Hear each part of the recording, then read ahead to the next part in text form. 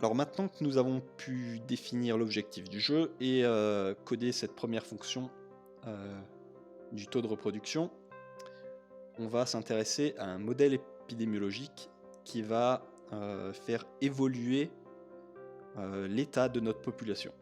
Alors, on va partir d'un modèle épidémiologique de type jouet, c'est-à-dire ultra simplifié par rapport à quelques modèles que ce soit qui pourraient être précis et utiles dans une situation de vie réelle, telle que la pandémie qu'on connaît aujourd'hui avec le Covid-19. Donc, encore une fois, je rappelle que là, le jeu qu'on essaye de créer n'a pas vocation à représenter la réalité ou à être ou à donner quelques leçons sur les décisions politiques qui doivent être mises en place.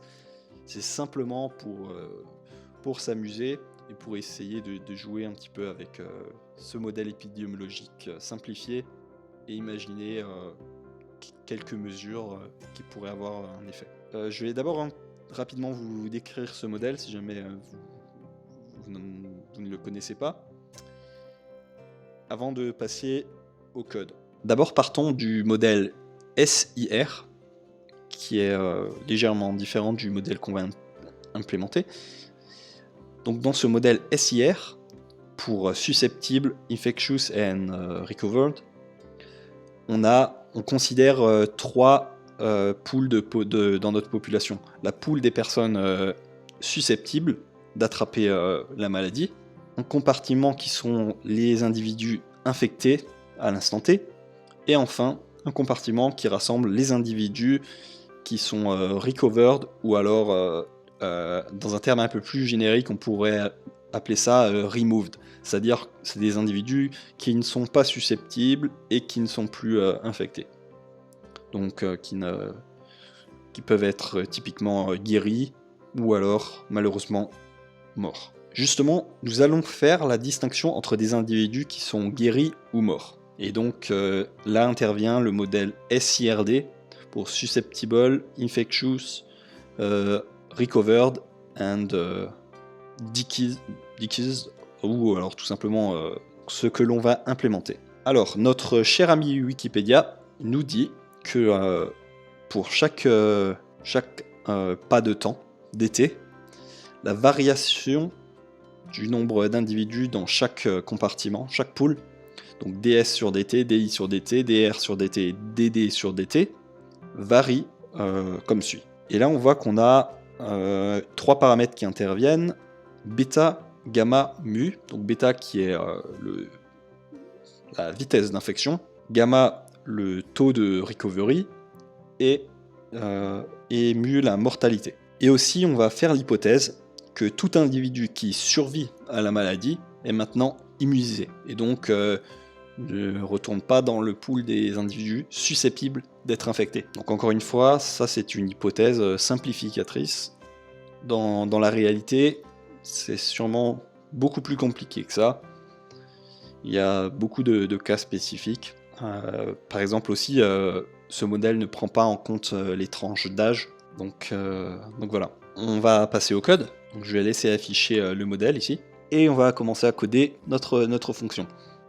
Alors peut-être avant ça, si vous vous souvenez, on a créé une fonction qui était le taux de reproduction effectif, qui calcule le taux de reproduction effectif, et je vous l'ai dit, c'est ce qui va affecter le fait qu'une maladie, que l'épidémie se propage de manière exponentielle ou bien qu'elle soit freinée. Mais dans le modèle épidémiologique, on ne voit pas ce taux de reproduction intervenir, en tout cas pas directement. Donc ça va supposer que l'on doit dériver les paramètres bêta, gamma, mu du taux de reproduction. Et donc pour ça, how to relate RT and bêta, gamma, mu. Si on fait quelques recherches sur Wikipédia, on trouve que en fait RT c'est égal à bêta sur gamma, ou alors bêta égale RT fois gamma. Mais comme j'ai stocké la valeur de RT dans la variable R, pour moi ce sera bêta égale R fois gamma. Donc super, on peut trouver bêta, il nous reste gamma et mu. Donc, comment calculer ça? Tout simplement, ce seront en fait des constantes qui sont propres, inhérentes à la maladie qu'on essaye de simuler. Alors, on va commencer par faire l'hypothèse que TR égale 14 et que ça c'est le temps pour remove, doter un individu à la pool des personnes infectées. Donc une fois que quelqu'un est infecté, il met à peu près en moyenne 14 jours pour être soit guéri, soit mort. Donc voilà. Time to remove, recover. Ensuite on va définir la mortalité de la maladie, mortality. Alors je vais vous expliquer juste après pourquoi je ne mets pas mu dans la mortalité. Je vais mettre mortalité est égale à 3%, et ce 3% correspond donc à la fraction des individus qui sont enlevés de la pool des infectés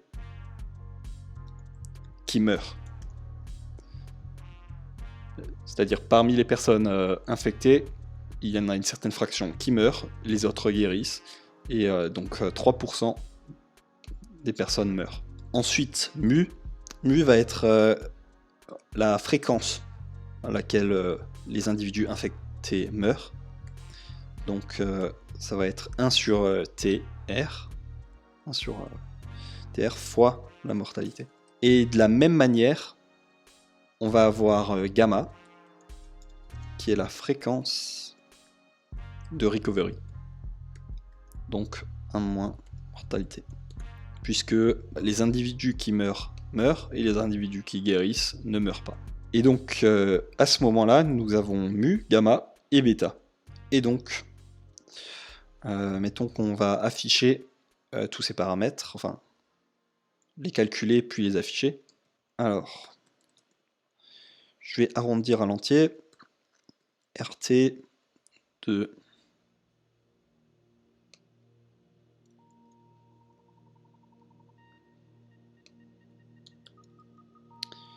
R0 GBT VAXT et les paramètres environnementaux ou pré-post symptomatique.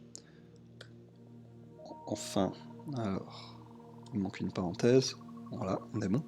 Ok, on peut exécuter et voir si ça compile. Oui. Alors, qu'est-ce qu'on a? On a bien RT égale à 5. On a bêta qu'on a calculé qui est égal à 0,173. Et enfin gamma 0,07 environ et mu 0,002.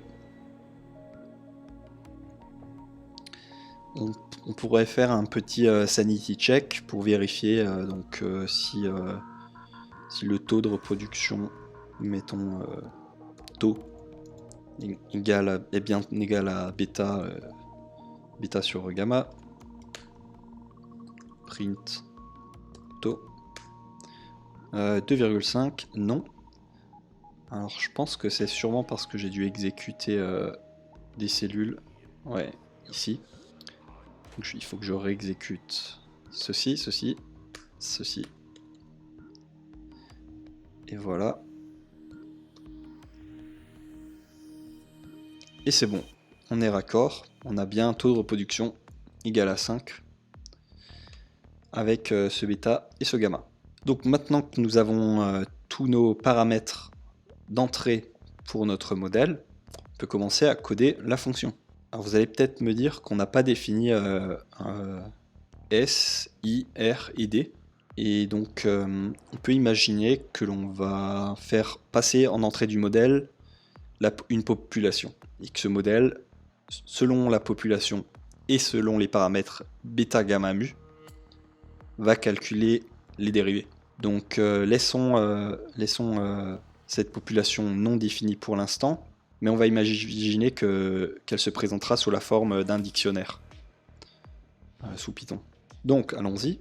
Alors, je vais commencer par définir ma fonction que je vais appeler SIRD. Et je vais passer en entrée donc un dictionnaire qui représente l'état de la population, bêta, gamma et mu. Alors, pour simplifier un petit peu l'écriture des calculs, je vais extraire S, I et N de notre dictionnaire de population.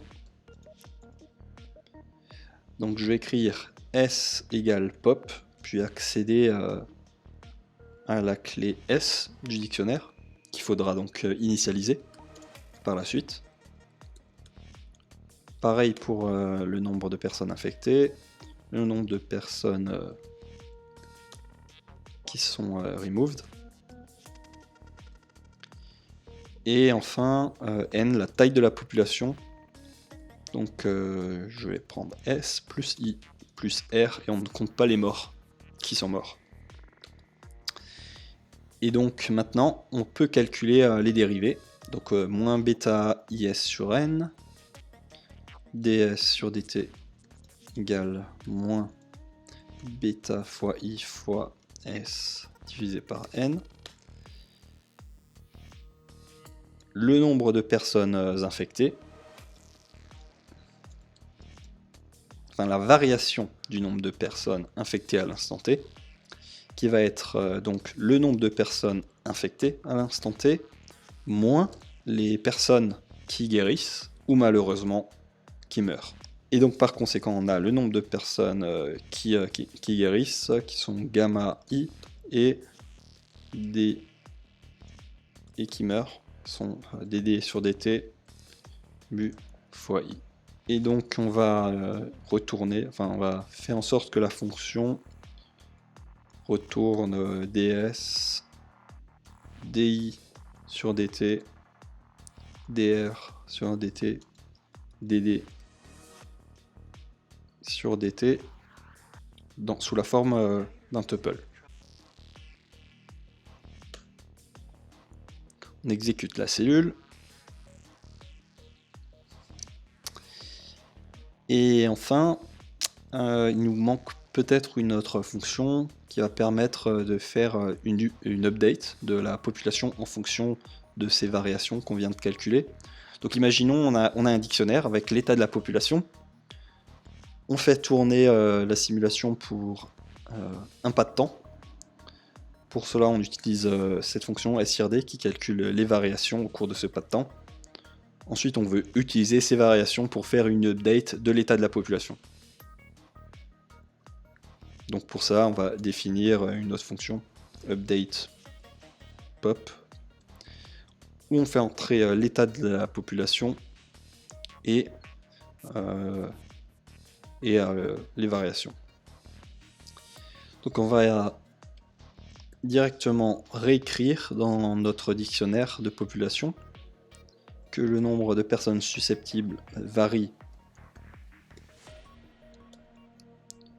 par le premier élément du tuple var, qui sera donc ds sur dt. Enfin, on aura pop i. De la même manière, ce sera var à l'indice 1. Et enfin, le nombre de personnes qui décèdent. Donc, on a bien la cellule qui s'exécute. Et on est pareil pour pouvoir tester ces deux fonctions. Alors, je vais juste faire ça un peu plus proprement. Donc, tester les fonctions. On va commencer par tester la fonction SIRD. Donc elle prend en argument bêta, gamma, mu et la population. Donc bêta, gamma, mu, nous les avions déjà définis et calculés plus haut. Alors définissons simplement une population. Donc on a dit que ce serait sous la forme d'un dictionnaire. Donc qui s'écrit entre crochets, enfin entre accolades plutôt, voilà. Donc on a la clé S. Imaginons que nous avons une population de 1 million d'individus susceptibles, que l'on parte de 100 individus infectés, aucun guéri et aucun mort.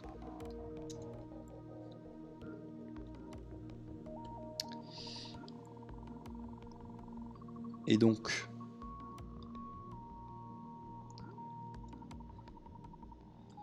on va écrire que les variations sont égales à SIRD. Donc on appelle la fonction SIRD. On passe en argument notre population, bêta,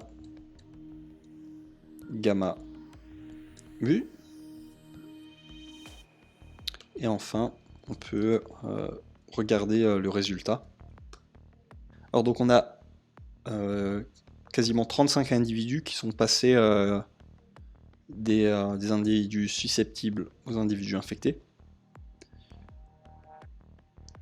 On a une variation du nombre de personnes infectées qui a augmenté de 27 personnes. Et là, peut-être que vous allez me demander, oui, mais pourquoi le nombre de personnes infectées n'est pas égal à 35 ? C'est que dans la variation du nombre de personnes infectées, on prend en compte les personnes qui guérissent et le nombre de personnes qui meurent. Donc là, là on a bien 27,5 plus 7 plus un chouïa ici de personnes qui décèdent. Enfin, c'est cohérent. Tester. Test. Update pop. Donc tout simplement, on va prendre notre population qu'on va faire passer dans update pop et les variations calculées à l'étape précédente. Donc on va stocker les résultats dans population 2 et on va imprimer pop2. Alors, ça nous retourne none, ce qui n'est pas correct, et c'est parce que dans cette fonction, on a oublié de retourner la population modifiée. Donc je vais réexécuter ça, et cette fois, on est bon. Alors qu'est-ce qu'on observe ? On observe bien que partant d'une population d'un million d'individus susceptibles, on a décroît ce compartiment d'environ 35.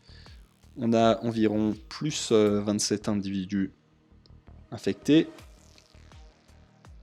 Au total, 7 individus qui sont guéris et environ 0,2 individus décédés après un pas de temps.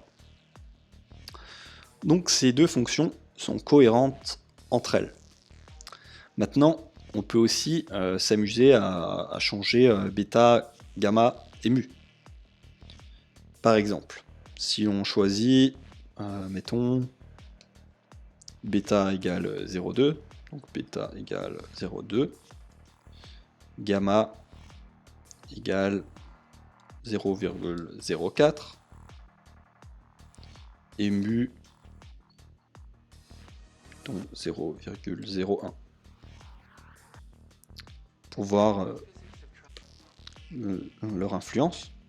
Dans ce cas-là, vous voyez qu'on a un petit peu moins de personnes infectées et aussi une cohérence entre ces trois termes. Donc plus 15 personnes malades, 4 personnes qui guérissent, une personne décédée. Ces trois termes, en faisant la somme, on obtient 20 personnes qui se retrouvent bien dans les 20 personnes qui sont malades. Et cette ligne est aussi cohérente. Donc on est bon. Alors je vais juste réécrire ça de manière propre. Et donc, et voilà. J'ai enlevé les lignes que j'ai sautées. Et donc maintenant, on a défini le taux de reproduction. On arrive à faire une simulation sur un pas de temps. Maintenant, on va souhaiter simuler la propagation sur plusieurs jours, qui est l'étape numéro 4.